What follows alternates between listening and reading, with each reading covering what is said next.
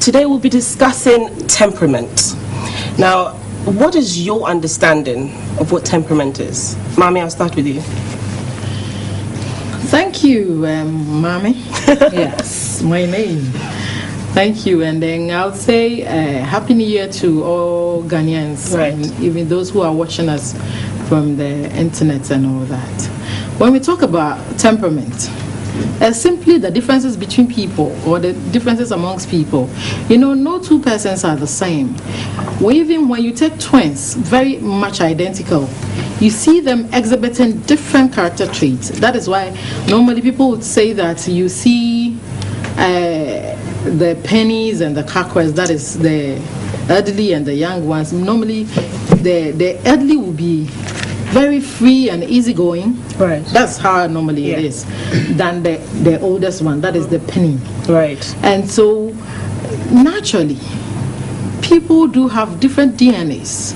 People are made of their normal character traits. That is what they brought from their parents, the womb, and then the environment they stayed in. Okay. So when you see an adult, that person is made of the things or the traits that he brought from the mother's womb, that is the mother and the father's traits, a little bit of that, and then the environment that person grew up from, right, or grew up in. Okay. So that makes that person. And so when this person becomes an adult and then hopefully gets a woman or a man to live with, you see them exhibiting different character traits. Okay. And if you do not understand that, you might tend to see it as being negative or something. Okay. And so that is what setting theology, setting people also propounded in a way that that brought about the temperament thing.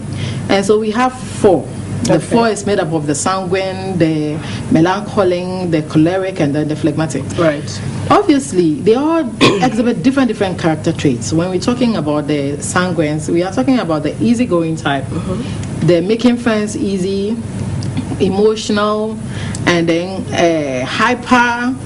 The next moment you see them very gloomy and all that, just because of the way that person is made.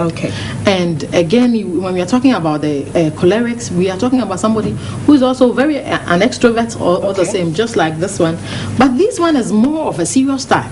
When he picks a task, he makes sure he completes it. So they're more disciplined. They are more disciplined. They are more focused.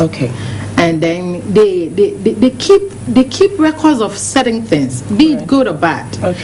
Meanwhile, the sanguine wouldn't do that. He just she will experience something, a very happy moment, and the next moment she's gloomy. And when you come to make up with her, she's forgotten about almost everything. And so these are the differences when it comes to the. I know my brother will add on to that. And then when we're talking about the melancholics, they are the very reserved type. When we are talking about, let's just say, when we go to the organizations, they are more focused when it comes to researchers. They're more introverts. Yes, introverts. You wouldn't know what they're thinking. You can't predict them and all that. But the very much that everybody can live with, be it positive or negative, are the phlegmatic, the easygoing ones. They take life easy. But that comes with a negative. Oh yes, right? Yes. If somebody says that somebody takes life easy, it comes with both negatives and positives. Right. They don't struggle. They don't strive to do things. So you wouldn't see what they're feeling. They are not that business oriented type. They are not educational oriented type. They wouldn't want to struggle in life. And so they don't let their feelings know so easily. So you could be with them, but you won't know what they're thinking. You wouldn't know what they are thinking. They wouldn't even let you know what they are feeling, whether they are feeling good or bad or whatever. You wouldn't know. So these are. We've established four different types. Alex, let me just throw a little light on the meaning of it. I mean, in the Bible, we're told we are made in the image of God. Right. So if God is one, why must we have all these four temperaments? That's a question we are asking. But we had these things as to where we are living, as to where we're coming from. as to what we have experienced. Right. What environment, situational basis have we gotten ourselves into? Okay. That is why we're trying to, phantom where do I belong? What makes up of me? What person that is me? What traits can I exhibit? Exactly. That is how I see this sort of temperament that we're talking about.